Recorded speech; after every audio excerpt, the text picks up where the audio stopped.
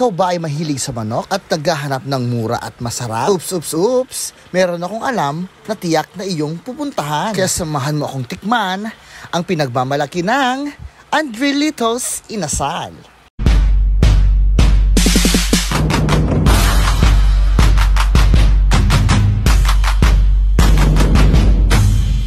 Bago ang lahat nga, gusto kong i-shoutout muna si Kagawad JR Paz dahil lagi siyang nanonood ng ating vlog. Ngayong Rabii nga ay napanunot kong pumunta dito sa Andrelitos para tikman ang kanilang pinagmamalaking inasal. At syempre, hindi mo aakalaing napakaganda pala sa loob nito. Luumunod ka rito yung auntie kung makita mga dago sa anya nagsiyala nga Andrelitos nga logo da. Ay na auntie, no first time mo umunag dito, taong mo ijay bunga lang tipang panganan. Tutak nga auntie, nga dapat gayam iti unag na dito.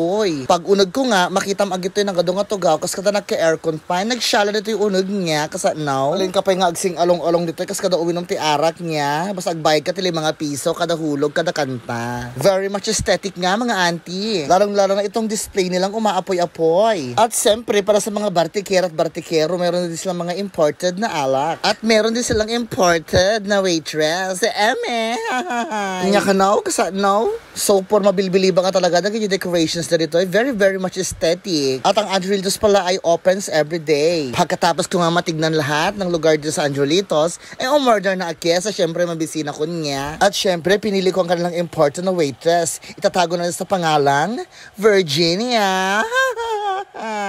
At pagka-serve nga ng aming mga pagkain, nagulat ako dito ang mga auntie. Takita nyo mamuni duwa nga dagos nga rice sa isang bagsakan. Anya nga, timakuna na nagkita favorito yung nga inasal dito igid-igid.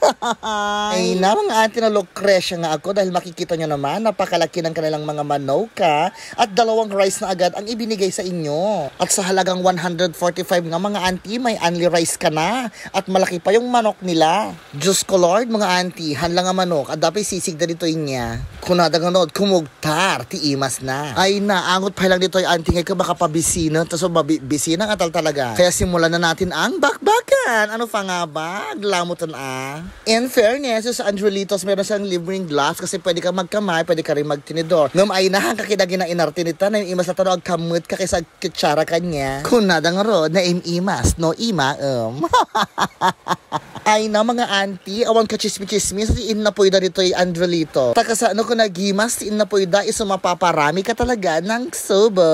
So true talaga mga manang. Awan ti halong eme na agad yung magbagak kanyayo niya. Itataya ko ang aking dignidad at puri. Ahanya ka now, kasa now. Hindi guys, sa inasal mo, no hangan na kusul, nabasa. Kasa now. Super maharli kapay niya. Dito yung 145 lang. Dahil dyan makikita nyo naman mga auntie, kurang lang pati ito lang Mouse kasi now. Hello po, good evening po sa lahat. Ito po ang Andrelitos. Sinimbita po kayo dito sa 321 Poblacion Gomez Street, Tumingan, Pangasinan. Meron po kaming inasal, nagsiserve din po kami ng beers. Open po kami Mondays to Sundays, 11 AM to 1 AM.